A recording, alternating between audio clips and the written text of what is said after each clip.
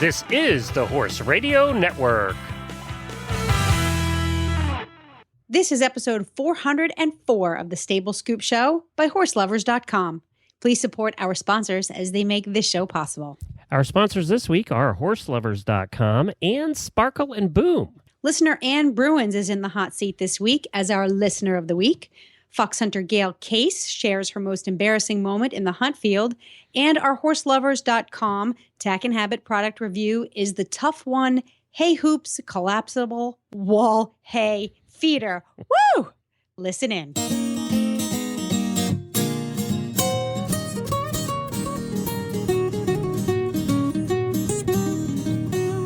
Welcome to the Stable Scoop, with weekly shows delivered right to you.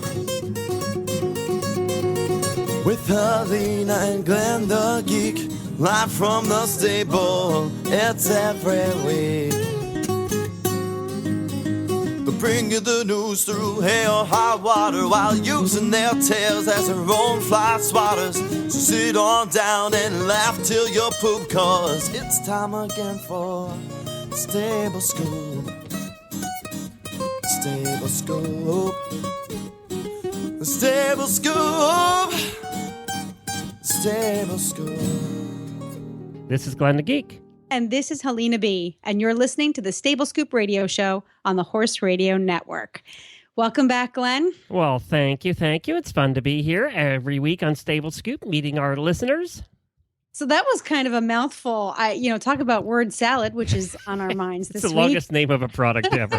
I can't believe I made it through that without hurting myself. Well, I may have had the same trouble trying to hang the thing, so we'll find out later in the show. Well, this is one of my favorite segments because we feature a fox hunter, though I barely can call myself a fox hunter these days. Goodness knows how long it's been since I've been out hunting. Yeah, but I saw your pictures of you out riding anyway, so that was good. Yes. It's spring, and both my horse and I are fat and out of shape, so we are legging up the long way. We're taking nice long hacks around town, so at least I get to do that. The long, slow way, the long walking way. Yeah, Brody likes to. He's a sightseer, you know. He really is. If Brody was a car, he'd be a Cadillac, a convertible Cadillac. Well, it looks like you had a quieter ride than I did trying to drive scooter on Saturday. God, I saw something. He can be posted. such a hackney pony sometimes. What was he doing? Like Jen had to take the other her. day it was something new. Ponies always give you something new, right? Yeah, and sure. This day, and we tried to figure out what it was, and she thought it was just attitude, so she kind of worked him through it. But I had to get off because he just would not move. And I thought, well, his girth is, we just had his teeth done. What could it possibly be? Yeah. And we just kind of determined that he was in a mood. And I could tell he was in a mood from the time I got him out and groomed him up. He was just in a mood. And I should have probably not, driven him in the cart that day, maybe taken him out and ground driven him. But I always ground drive before I put him in the cart. Yeah. And even then, he was stopping and he was turning around. He just was not having any part of it that day. So she got in and did her coaching and training thing and patiently made him move on and finally got him to the point where we'd actually trot. He just was in a mood. He just was not having any parts of it, and that was it. We don't know if it's attitude because the new horse, he's in charge, so maybe he's got a little bit of the powers thing going. Now, I'm in charge of the new horse. I can be in charge of you, too. Of everybody. Yeah. He's testing his fences, as I like to say. Well, he shouldn't do that with Jennifer around. No. Well, I'm sure Jennifer set him straight, Well, she did. She's very much a patient, calm trainer, and I'm very much the ADD. Just do it, you know? Yeah, she is very calm and patient. Still, she has a way of making them do what she wants to do. Me, I give in. I go, oh, he must be feeling bad. He has a tummy ache or whatever, Yeah. I'm the sucker. And she's going, no, you're going to trot. We were Buck and I were talking about that on that Newport show this week because we were talking about this lovely hack that I took out on Brody. And he said, were you a little nervous because it's springtime? And I was just reminiscing about all my lovely accidents, which seem to happen in the spring, at least most of them anyway. But you always know what horse you have in your hands when you take them out of the barn. You just know it, right? Yeah, you're right. And I do it like I do it with Scooter the other day. Yep, you're right. You know what you have. And Jen always says, ride the horse you're on. And some days that means don't get on at all. Well, I should have not done that. I should have done that day. I mean, Well, yeah. if I was riding the horse I had, we would just sat there and watch Jennifer go round and round for. Hey, that's not a bad thing to do. And I mean, he's on, he's eating well. We got him on his supplements and his Kentucky Performance Product supplements and all that stuff. So, he's got no excuse other than his attitude has shifted since Nigel came. And fair enough. You know what? He's a living, breathing, thinking creature, and he has opinions. Boy, Hackney ponies, they know their opinions too. Yeah. They're not afraid to share them. I can relate. Well, coming up in this episode, we are going to talk to a new listener. Her name is Ann Bruins. But before that, we're going to get a funny story from fox hunter Gail Case.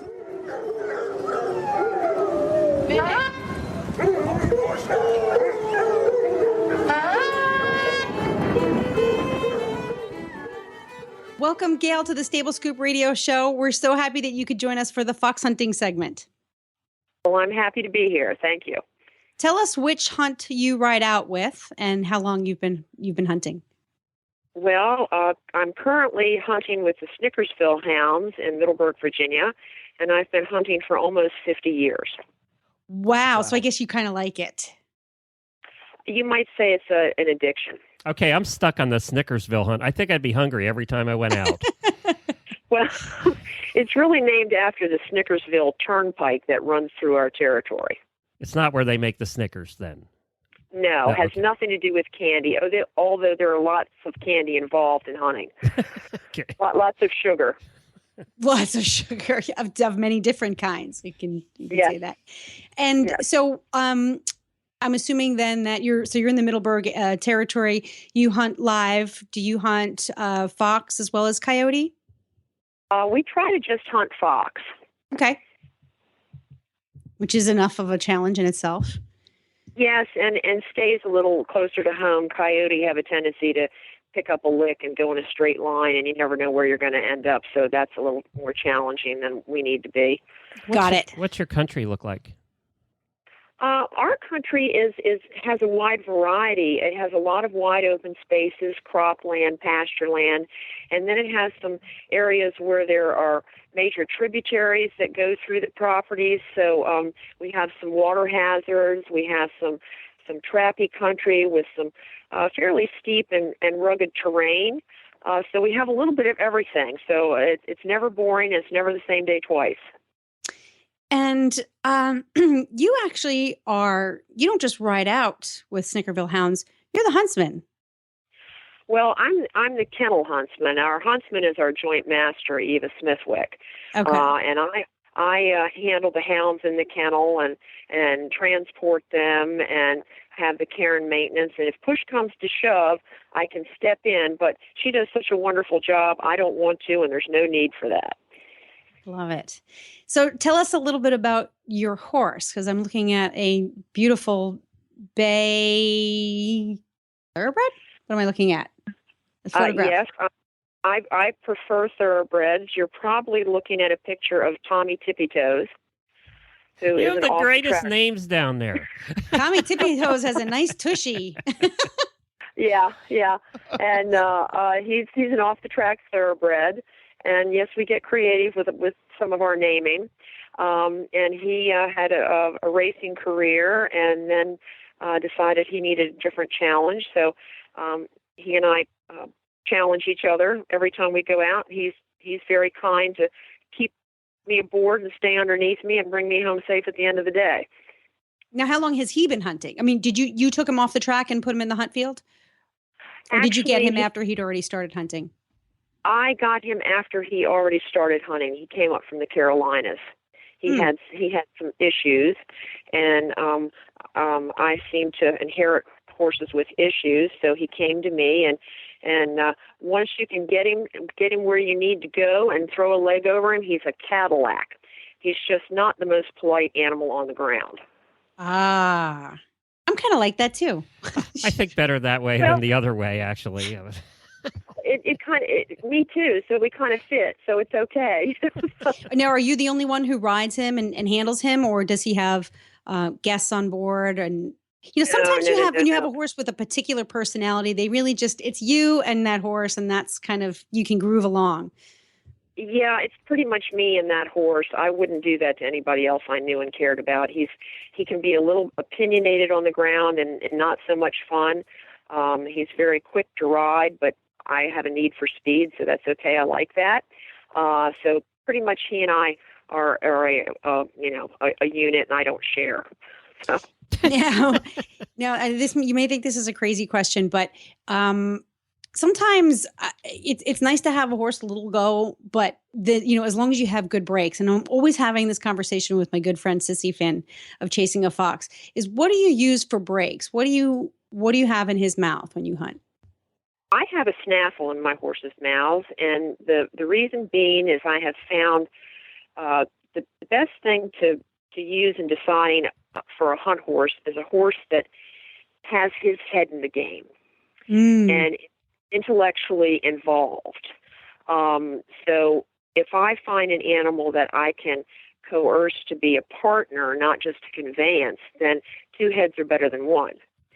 And he knows exactly where I need to be and how fast I need to get there. And he's pretty much a point and shoot, and then I turn it over to him. He knows his capabilities better than I do, and I just try to stay out of the way until he positions me where I need to be to do my job. How long have the two of you been hunting together? About 4 seasons. Wow. That makes my heart sort of swell up with pride, and he's not even my horse. That's a really nice relationship to have. Well, it is, and it protects both of us because I don't have to micromanage him because I trust him and his instincts because, let's face it, he's got better instincts than I do as far as game and hearing and sight and feeling the environment. So if we can trust each other to make important decisions and not argue with each other, then there's not a need for a lot of control. I would say that I very seldom have to touch him. That's an interesting point that you make, because when I describe what it's like to hunt compared to other forms of riding, other English forms of riding, the first thing that I say to people is you have to be prepared to let your horse make at least half, if not most, of the decisions when you're out there. So that does require a lot of trust, but you have to give up control, which I find in many other disciplines is all about control. But once you do give up that control, your horse most of the time will rise to the occasion and fit you in the way you're describing that you and your horse do.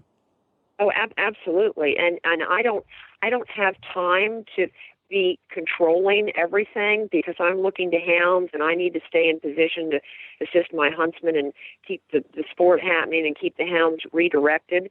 So I trust him to get me where I need to go, when I need to get there and how I need to get there. And if I can just stay out of the way, then I'm prepared once we get there to do my job. And he knows when it's time for me to take over and do my job. So there's no disagreement there. We both have our own sense of responsibility and accountability, and he kind of thrives on that. That empowers him, and he takes his job very seriously, and consequently, I don't have to worry about, is he going to stop? Is he going to jump the fence? Is he going to, freak out because there's traffic on the road? It really frees me up to not really even have to think about the riding. I just have to think about the hound work and what I need to do to keep our pack safe. I got a question. Can I follow up with that? Sure. So now for people who aren't really familiar with fox hunting, so you're the huntsman for the hounds. Does that, I'm imagining that you're one of the people out there that has a lot more to do out on the hunt, because not only are you keeping track of yourself and everything else that's going on, but you're also responsible for keeping the hounds from straying too far and making sure that they stay on course too, right? Well, that's correct. And I'm a whipper in. And hunting, the easiest way to explain hunting to non-hunting people is our huntsman is like the commander-in-chief. She decides where we're hunting, in other words, picks the battlefield. She decides the strategy for finding our quarry, which is the fox, which we would like to chase, and then she lays a plan there. The whippers in are her flanking generals. We're out in the field, and there's a right flank and a left flank whip, and we help focus the troops, which are the hounds, in the direction the huntsman wants to go to find our fox. That's the best analogy I've ever heard for this, actually. It's the simplest really and most yes. efficient. Agreed.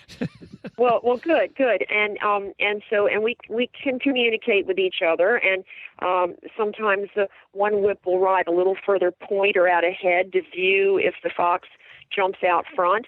Sometimes the other whip will ride a little further back to push up hounds that might be lagging.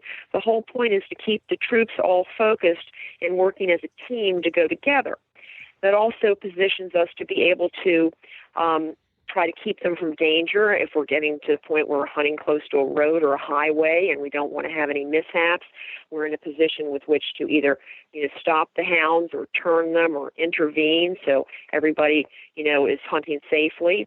If one of us sees a fox sneak out one side, we can alert the huntsman, who then cheers the hounds on, and we redirect the troops to put the troops on the line, and then off we go. And of course, the focus is to just chase the fox. If something happens to the fox, we don't have him to chase again, and that's the thrill. The adrenaline rush is the chase, because you never know where you're going. That is the thrill. You never know where you're going. I've only hunted drag, which I'm told is a little bit faster than hunting live, but a good dragsman can really make it feel like, again, this is what I'm told, can really make it feel like you just never know where you're going to go, even as you're traipsing through the same familiar hunt territory. Every hunt is different. Yeah, absolutely. And a good drag pack is fast and furious and a really, really good time. But somebody knows where they're going because somebody laid the drag. Thank God.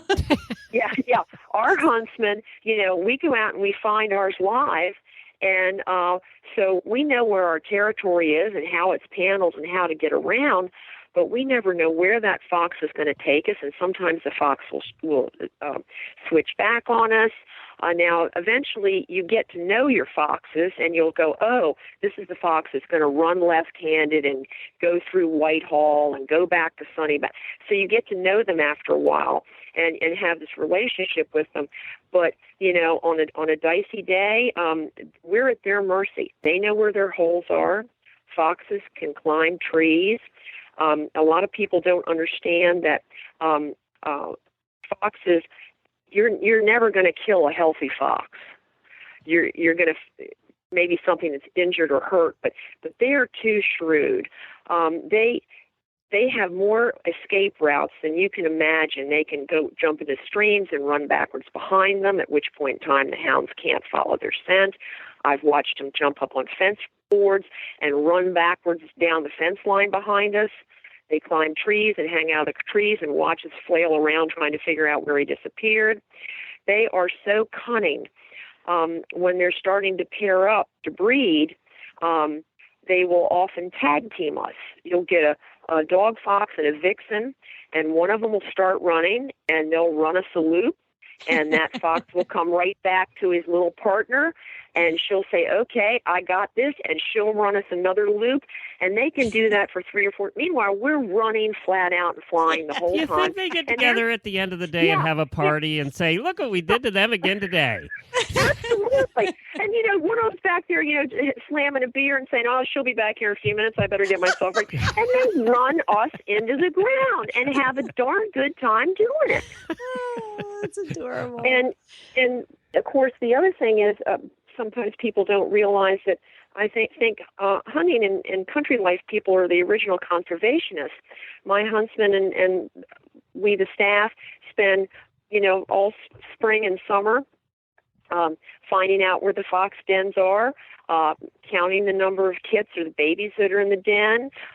Mange is a problem in this area sometimes, so we'll put out chicken necks and we'll put, medication in there to help make sure that the foxes don't have a problem and that we have a healthy fox population. So there's a stewardship of sorts of not just your hunting territory, but the fox and everybody else who lives there. That's a big responsibility.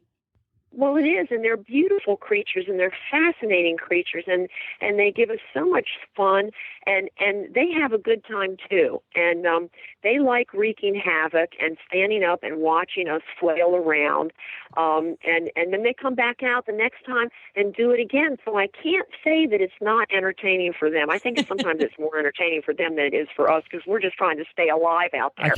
Well, speaking of wreaking havoc and being entertained, part of the reason we asked you on the show was because our friends on the Fox Hunters on Facebook group suggested that you might have a funny story or two to share with our listeners. So we're going to ask you to serve that up. We want embarrassing, actually. Yeah. we don't want just funny. We want the ones that embarrass Glenn, go you. easy on her. Well, it's true. Well, that's what people like to hear. Well, when you've been hunting as long as I do, unfortunately, you have a plethora of embarrassing moments. And I don't care who you are, if you've been in the hunt field, you're going to have some issue, whether it be a wardrobe malfunction or an equipment malfunction or, a disagreement with your animal. There's all sorts of things out there. But let's not forget the ever-popular alcoholic malfunction. Let's not forget that one. Yes, well, there is a lot of that. There is a lot of that. But my most embarrassing was probably approximately 20 years ago. It was a beautiful day, crisp air, all the right components that were going to stack us up for a wonderful day of sport. We had met at the master's farm, and our skilled huntsman set off to draw his first cover. We had a crossbred pack that was really keen and ready to go, and a really good size first flight field in attendance to follow the day's sport. Now, our master at the time was an extremely extraordinary gentleman, and he was more fox at times than man. And he had a great talent for placing his field of spectators exactly where the action was going to happen. Now, this was a great thing if you were following the field. It was a bad thing if you became the sport. But anyway, he knew how the foxes ran, and most of the time knew right where they were going. So we are in this field, and hounds are working hard in the woods to our right. We're watching the open field where we had a great vantage point for getting a really nice view of the fox if he crossed. Hounds struck, and their pilot decided to hug the wood line and not break the cover. So our huntsman comes flying out of the wood line out into the open and was headed to a really large coop with a stout rider so he could follow his hounds as they went away from us. Our master, knowing that the sport had just begun, saw no reason to tax the horse or the huntsman, and he sent me off to gallop ahead to drop the rider off the fence. Now, I don't know if you know what a rider is, but it's usually a large log or a rail that sits on top of the jumps, so cattle can't crawl out over our fences. Oh, so you're in charge of taking that off so people don't die. Yeah, well, exactly. Okay. And it was early in the day, and the master said, Gail, go drop that rider so the huntsman does not have to try to jump something really much larger than he has to, and he can go over it safely. So I, of course, do the master's bidding, and I put my horse in motion, and I gallop out across the field and get to the fence and drop the rider, step back, and at that point in time, the huntsman goes flying by me in pursuit of his hounds. So my field hunter at that time was a very intellectual individual and an A personality, and he was really into this sport. And he took his job very seriously and was always ready to go anywhere the action was at any speed required. So after we dropped the rider for the huntsman, the hounds sounded as if they were turning, and the master asked me to wait. He and the field moved up towards the coop or the jump to listen to what hounds were doing. Now, since there were cattle in this field, and the decision to be made was either to proceed forward over the coop in front of us behind our huntsman, or, depending on where the hounds headed, to continue on through the field to the left and catch a view if the hounds continued to swing left-handed. Either way, my problem was the same. I needed to stay on the ground to replace the rider in whatever decision was made, and then I would catch up later. Got it. I can see this. Like, I can totally visualize this right now. Okay. Yeah. What time of year is this? this is early fall, Okay. nice, crisp, good setting, light. It was a beautiful day. It was spectacular. So I'm on the ground waiting for further instruction. Well, my horse was not really happy with this waiting thing. Hounds were running, the huntsman had gone on, and he, for the life of him, could not understand why I was dawdling around on the ground. It was obvious to him that we were getting left and thrown out of all the action, and he was not happy with me. So up until that point, he had been fairly polite, but he had lost, he was starting to lose it. So hounds continued to swing left, and the master nodded for me to replace the rider as he and the field were going on across the field. Now, this rider over this fence was pretty stout and heavy because the cows in this field were pretty serious about getting out. So it took both hands for me to heft this log back into its place. Oh, gosh. I bent over to grasp the end, and at this moment, my horse had had enough. He had reached his limit and could evidently no longer help himself. He rocked back on his hocks, jumped me, the rider, the coop, landed safely, and took off like a bat.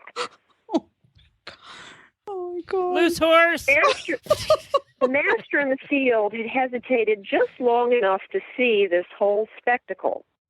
I'm now standing out in an open field, booted and spurred and ready to ride, apparently with no horse.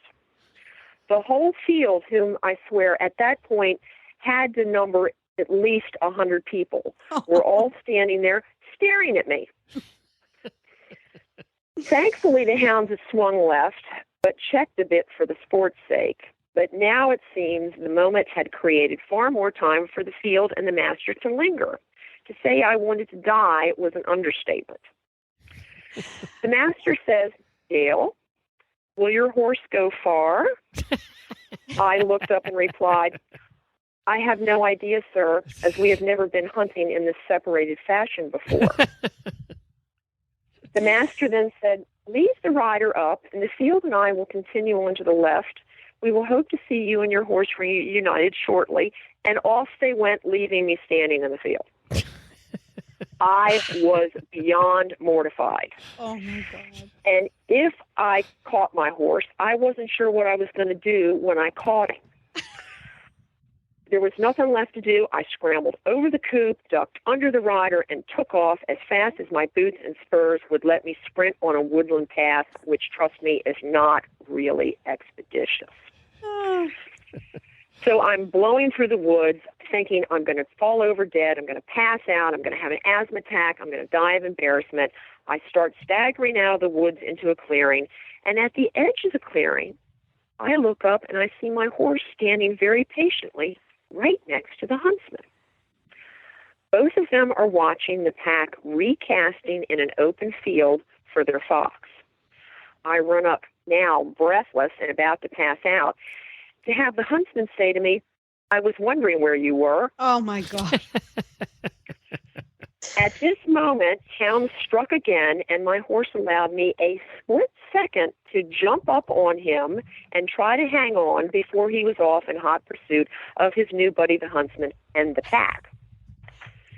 Now, the only saving grace for this was that a few moments later, the huntsman, myself now remounted, and the pack emerged out into another open field where the master and his field got their spectacular view for the day. I was still mortified, but at least I was back in the tack and not still on foot in the presence of everyone. The sport had not been compromised, and our day continued on to be a good one. Now, the caveat at the end was my friends were at least very kind to me at the breakfast following the hunt.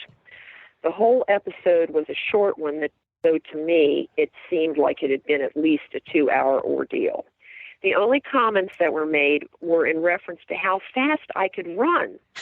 But trust me, dire embarrassment makes you very fleet of foot. You know, the only thing that would have made this story better is if you had split your pants wide open when you bent over before your horse took off. That would have made... Why did you have to mention that? I was going to leave that part out.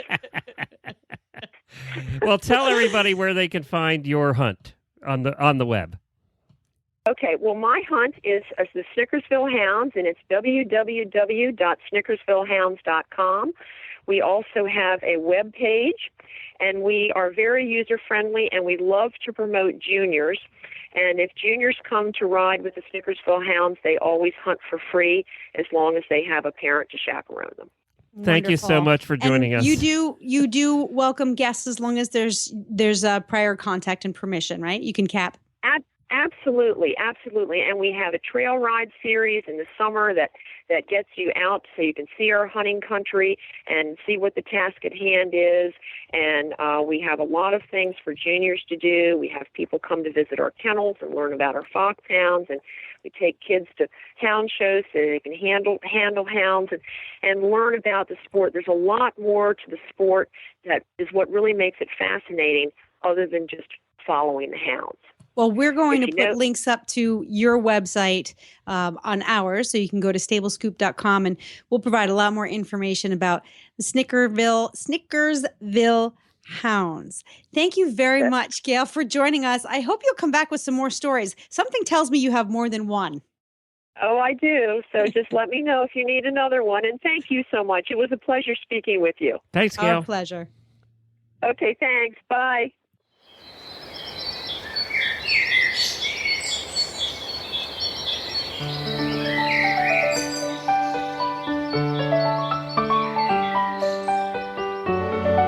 Be sure to visit horselovers.com all spring long for everything you need to get ready to ride this spring.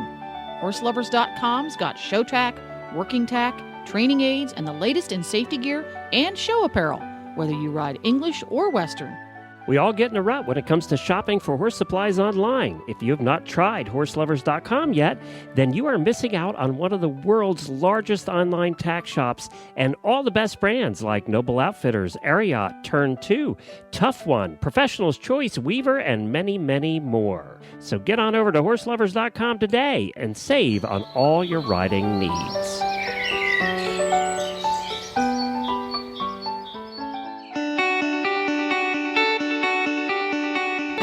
It is the year of the listener. And now, our Stable Scoop listener of the week. Well, welcome, Ann, to the Stable Scoop radio show. You are our listener of the week. How long have you been listening to the show? Actually, very recently, I just started listening to podcasts, and I did the normal Google search, and I found you guys, and I just started listening back in April. And you're back. You've hung around. Yeah. Yeah, at least you stayed. We appreciate that, Ann. We haven't completely offended everybody. So you are from my show notes here say that you're from East Greenbush, New York. That's Long Island, right? No, it's actually upstate New York. I'm right outside of Albany. Oh, right. Cool. See, clearly I'm from New York. I know exactly where everything is. God. But you have a horse. So why don't you tell us about her? Well, I had my horse, and her name's Winnie. She's an off-the-track thoroughbred. She's 18 years old, and she's your classic chestnut thoroughbred mare. She's kind of crazy. I actually got her by accident. She was originally supposed to be just a lease, and after 2 weeks of having her, I was like, I'm not giving her back. You just loved her right from the beginning. Yeah, and it was actually quite interesting, too, because my trainer had originally trained her for the track. So she knew her since she was like 2. And she's like, I found the perfect horse for you. And I was like, okay. And we just went and took the trailer and loaded her on and came home. What is it that you found to be what is it about her that you found to be the perfect match for you? What do you guys like about each other? We are like the same personality. We're a little bit, have our days where we're really, really up and really excited. And other days we're just like, I just want to walk around and be lazy. Well, and Helena, I got to tell you too, Ann is a big listener to the Dressage show with Reese and Phillip. And you said something very interesting in an email that I got a while back, that Reese and Phillip inspired you to start your own blog. Tell us about that. Yeah, I recently started that because I went to school for horses for 2 years, and then I went for 4 years for biology, but I also was an English minor, so I love to write, and I love everything horsey. So when I started that, I was like, maybe I'll just use this as like a side project to kind of few things of fairly recent and fairly new. I kind of follow like all of the different horse events and all of the different products coming out, because I did used to work for Dover for a while, and I just like to give reviews and kind of do like up-to-date information on like what's going on in the horse world. Well, give the blog name. It is called From the Stirrups. From the Irons, sorry. From the Irons. Let's get that right. Wow, yeah. It is called From the Irons. Right now it's just on the Tumblr platform. It's kind of like a beta project, because if I wanted to put it as its own URL, I kind of have to do a lot more work. Yep. Well, we'll link to that in our show notes as well, so that everybody has it. No problem there. So I assume you're a big listener to the dressage show, that you ride dressage. Yeah. Luckily, because my mom was like, yeah, when we were jumping, it was kind of nerve-wracking. So when I told her I was going back to dressage, she was like, yeah. Thank you, child. Thank you. I know the feeling. So do you compete, or do you sort of ride dressage for pleasure? I do compete. I compete with, we call it Invicta, which is the Eastern New York Dressage and Combined Training Association. And actually one of the hosts for the Terra Dressage radio show that you guys do as Regina, she actually runs Invicta. Oh, is that right? So, that's Regina Cristo. Oh, yeah. Awesome. I've competed a little bit with my horse, but it seems like me and my horse are also the same in accident proneness. So the last few years, she's been either gotten her tail eaten off, or we've been injured and haven't been able to compete. I got my tail eaten off once. She never grew it back either. Well, you know, I feel like a chestnut mare sometimes. I can relate. You act like a chestnut mare a lot of times. That's true. I know I do. Well, we know that we're limited on time with you today, and we love to get to the rapid fire questions. So do you mind if we go there? No, go ahead. All right, good. And by the way, thank you for being a listener, and thank you for finding us again. Actually, you know, it's funny because you know Regina, and she hosts on a regular basis on the dressage show for the para that we do, usually once a month or every other month. And now you know Reese and Phillip. You know, you listen to Reese and Phillip once, you feel like you know them, right? I mean, they're just they're kind of that kind of people. Yeah. And then you also know you also know Kat, who used to do our food segment here. You kind of had you learned about Horse Radio Network through Kat, and we were just talking about Kat today. So it's funny what things all come together in the horse world because it's so small. It really is. Really is. Yeah. All right. Well, I'm going to add a new question to our rapid fire questions. This is how we're going to start off. When do you most often listen to Horse Radio Network podcasts? What are you doing when you listen? I'm mostly at work when I do, and it's just kind of an easy way to get through the day. It kind of makes... Well, we're glad to hear that. Helps you kill the time. That's what we're here for. Killing time. Well, okay, so when you're not listening to Horse Radio Network podcasts, or maybe while you are, what favorite food do you eat? Actually, my favorite food is sushi. I love it. Me too. Everyone in my family hates it, and I'm the only one who eats it. What's your favorite fish? Probably salmon. Yum. Okay, so if you like salmon, I have a fish for you to try if you haven't tried it already. You can have it as sushi, sashimi, or cooked. It's called Arctic char. And I'll have to remember that. It's a little, it's like salmon, but it's got a little bit of like a tuna in it. So it's this weird fish, but it tastes really, really good. So if you like salmon, you'll like char, Arctic char. Yeah, okay. And I like tuna too, so it works out. You will love it. You'll be like, Helena, I love you. Thank you, Arctic char. So when you're not eating sushi and char, what's your least favorite food? Mushrooms. I absolutely hate them. The texture is just too weird for me. My mom used to make things with mushrooms because everybody else in the family ate them. And she used to be amazed at how I could pick every little piece of mushroom out of a casserole. I didn't miss one. That's how I am with onions. You can find them, man. I feel like a foxhound. You know what? With mushrooms too, if you're a mushroom hater, tell me if I'm right. It's the texture and the smell. It's everything. Mushroom haters unite. I meet you. Let's start. I think we should march in a parade.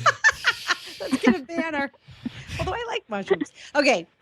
What is your biggest equestrian pet peeve? It's kind of a mix between two. It has to be people who do not clean up after themselves after leaving, and trainers that are just point chasers, because I've kind of had both. Yeah. So those are kind of equally weighed, I think, even in my book. Messy people, messy, inconsiderate people, messy, inconsiderate trainers. No. Yeah. Okay. Yeah, I get it. Let's see. What career? Well, what do you do for work? I work at a car dealership, and I just do data entry and quality control for a lot of the deals that come through. Okay, so other than the career you have now, or one with horses, what career might you like to try? Probably would have to try, and this is kind of strange, but I wanted to do wartime journalist. Like That's not one we've had before. Like an embedded reporter type of person? Yeah, they're in the front lines, and they're the ones writing all the stories and doing all the stuff on TV. Okay, you're badass. That is not something that we've ever heard before. That would be a phenomenal career. I think it would be phenomenal to experience, but then the contribution, the story that you could bring back to the rest of the world, those of us who are safe in our homes and enjoying the freedoms that other people fight so hard for, I think would be a wonderful contribution to American society. I think you should do it. Yeah, it'd be a great way to travel too. Yeah, go back to school and get your journalism degree. I've already been in school for 6 years. I don't want to go back. Okay, I don't blame you. All right, then just keep blogging. Yeah, just keep blogging. Yeah, horses, safer. Horses can be considered the front lines for a lot of us. Yeah, they're dangerous in ways. So there you go. Try fox hunting. That's an embedded journalist. I've had horses shoot at me before, so yeah, I get it. You so have had horses shoot at you. What is the most terrifying thing you've ever done, and would you do it again? It has to be how I actually ended up getting my horse. It was terrifying in hindsight, and I probably wouldn't do this ever again because every horse person will probably think I'm crazy for doing this. But I did not ask my trainer. I'd been with this trainer for only 2 months. She told me this was the perfect horse for me. We went with the trailer and just loaded the horse on. We went, and I didn't know anything about the horse. All I knew it was a mare, and it was a thoroughbred. And so that's what we call blind faith. What do you think? What underlying story was happening in your history that made you trust this trainer so much, or that said to you, "Yep, this is the right thing to do. Let's go forward." I've had some pretty bad trainers in the past, and I've had some decent trainers, and she was just probably one of the best ones. And she's always been so open and honest with me, and I just trusted her completely. And I was like, you know what, I'll just do it. My mother was not too happy about it because she thought I was kidding when I was like, I'm going to go get a horse. And then all of a sudden I'm like, I have a horse now.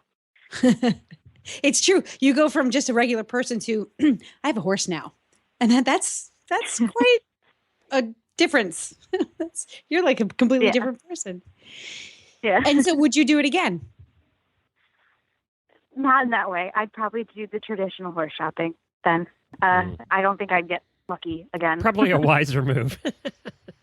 Your luck does tend to run out too. You meaning horse people. You get that one really, really good horse, and you just like there'll never be another one. And then you spend the next 8.5 years looking for that other one, like I did. Yeah. No way to tempt fate. All right, we have time for one more, and then we have to let her get back, or she'll get fired from that job. One more.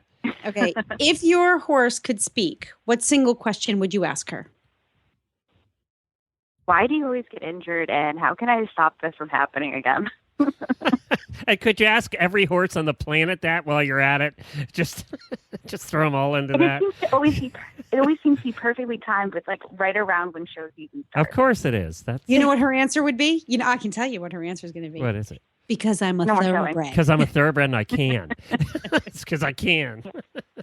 We always joke that she wants to be retired now. So. Yeah. this is her way of telling me. Don't they all?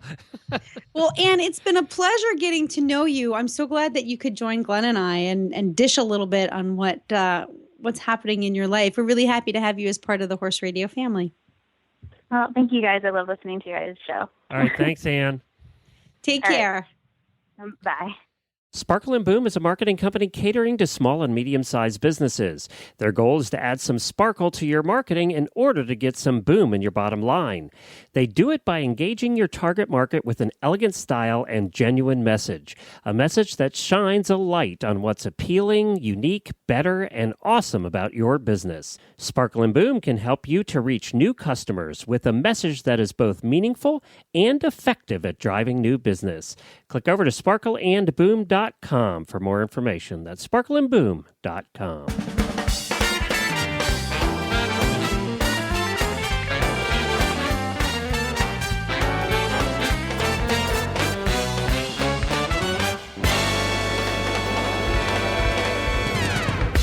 Well, this Tack and Habit segment is sponsored by HorseLovers.com, the largest selection of horse stuff in the world at horselovers.com. And I have one product that's available at Horse Lovers that we had an opportunity to review. The company sent us a Tough One hay loop, and it's a metal structure that you can hang on the fence, on the wall, wherever you want to hang it, that it screws into the wall. And what it does is it allows you, and a hay net hangs off of it, and it allows you to put the hay in very easily. You can fit about two good flakes of hay in there. Just drop them in from the top, because this is a metal kind of like oblong loop or rectangular loop. And what the key to this one is, and I've seen these wall feeders before, and I'm sure you've seen them, is this is collapsible, which means that you can take the actual metal loop part after you put the hay in, and you can push it up against the wall so that the whole metal part's flat against the wall. One of the things that with the hay loops I've seen is that the horses can reach over the top into the hole on the top and actually try and eat the hay out of the hole on the top. Oh. And that can cause an issue, or it just defeats the whole purpose of slowing them down eating the hay through the hay net, right? Yep. So this it has a little locking mechanism that you put on the wall, and you just push it up, you lock it into place, and now the hay net's hanging down, but there's no hole in the top anymore of the metal structure that holds the hay net up. Okay. It's the little latch is very easy to use. So the next time you're going to put hay in, you just flip the little latch. It falls down. You put the hay in. You push it back up. It latches into place, and you're ready to go. So it works very well. Jennifer and I were very impressed. I had Jennifer because she's a little less technologically, a little less what's the word? Geeky and tool-wise, mechanically inclined. So I had her hang it. And one of the Although she could take apart and put back together a bridle in under 10 exactly. seconds. But if it's a screwdriver and screws, I knew it was a little different. So the one thing she made a comment on is this comes in a package. And she assumed that the package would have a template, because the bar that this metal thing hangs on, you hang two things on the wall, the bar and the little latch, and they're screwed in. It was a little tricky to drill the holes in the wall and screw it in without a template, and with one person doing it. So this is basically, it would be a lot easier. It's a two-person operation. To be really easy, actually. And if it came with a little paper template that you could just tape to the wall and screw the holes, it would be a little easier too. But it really wasn't that difficult, and it works really well. As a matter of fact, we were thinking that it would be great to have these out on the fences. We can hang hay nets on the fences outside because the horses are out all the time. Yeah. It would be great to have these. It would make that so much easier a process. And it's nice because there's certain hay nets that are stiff, and then there's hay nets that are a little less stiff. And we put a stiff hay net on this thing, and the only... I don't know how to describe this without making this a X-rated show. Oh boy. But with the stiff hay net, when you put the hay in the top and then you pushed the frame back up and locked it against the wall, the hay and the hay net stood straight out from the wall. Oh my God. I hate you. I hate you. I Because hate now you. you're all visualizing that. And let me tell you, my landlord was there and his wife were there, and we were just rolling in Oh my laughter. God. I need to get one. Now, if you used a softer hay net, you wouldn't have that. I can't even. It would just hang if you used the softer hay net. But Oh my God. So it does. So if you use the stiff hay net, it works better if you use a stiff yes, hay net. it probably would be better if you used the soft hay net actually, because it was kind of Oh, weird. It so- was So don't use the stiff hay no, net. because then it sticks straight out from the wall, and I'm telling you, it was just strange. So Okay. use okay. the softer hay net would probably be a better. So softer better hay net, idea. meaning like the cotton kind. Yeah. This was Cotton more of the canvas kind. plasticky kind that we used. That's the one I have. Yeah. So we Right. do have the softer kind. We're probably gonna, and it's just little hooks to hook the hay net on. That's really Yeah. easy process. But this is really nice to make it fast and easy to do. I like that it has the safety feature of being able to put the top, the hole back Yeah. up against the wall, so it's locked into place. So there's really nothing they can stick their head down in. And it does its purpose. I say you could get 2 good flakes. Well, it depends what hay net you use. If you use a bigger hay net, you could get more. Right. And you can hang it at the height you want it. So, with our pony, with Scooter, we hung it at pony height. So that worked out real well. He's been using it for about a week and had it's worked great. Awesome. These are called the Tough One Hay Hoops Collapsible Wall Hay Feeder. Couldn't make that name any longer. You can find it at horselovers.com. They're going to be so proud of this review. You can find it at horselovers.com. And it does, it says in the ad that it reduces vices such as cribbing, weaving, and pawing. Mounting low mimics natural grazing position. You could actually mount this lower if you wanted it lower and have their head down, because you don't have to hold to worry. You don't have that frame to worry about because it's now against the wall. Right. So there's nothing they can hurt themselves on. So it really, really is a good idea. I really want to try it on my fences outside because especially in the wintertime when I keep my horses a little bit closer to the barn, they don't get turned out in the big pasture. They're close to home. But I don't want them to stay inside their stalls just to eat. You want them to move around and whatnot. And with the fence outside, you Yeah. wouldn't want the frame sticking out if they ran into it, that hurt themselves. They get running along the fence Exactly. and they'd clobber themselves with it. So it'd be nice just to push it up. We really didn't have any negatives about this at all. And it's I think it's it's regularly $49, but it's reduced at Horse Lovers to $29.99. Very So nice. It's a big discount right now at horselovers.com. Head on over there and just search for Tough One Hay Hoop, or we will put a link to it in our show notes and also over on our Facebook page. Thanks to Horse Lovers. And as I said, they'll be quitting right after today as our sponsor. So that's the end of the show today. Thank God. For details about today's show, If you want them. you you can go to want stablescoop.com. And you can also get our Horse Radio Network app. Remember, the live show, Horses in the Morning, is now available on the app, iOS or Android. All of our new shows, the Rodeo Marketing Show and Healthy Critters Radio Show, everything's on the app now. So there's 10 shows over there. And that's the way most people listen to our show. It's so cute. We had the cutest kid ever on Horses in the Morning on Friday's show, which he was 12 years old, and he's like one of the big show jumpers now in Ireland. And it was so cute, Helene. It was the cutest child interview we've ever done. And he of course, he had the Irish accent, which helped. And he got his first horse for Santa brought him. And it was just so cute hearing him tell the Christmas story of how Santa brought his first horse. It was just the cutest thing ever. I'll have And to go home and everybody listen. in his family and must have been listening because we had a ton of downloads from Ireland of the app right after that. So if any of the new Irish listeners are listening, welcome to the show. We're glad you're here. Where can people find you? And people can find me at thatnewportshow.com. That is my new pet project, thatnewportshow.com.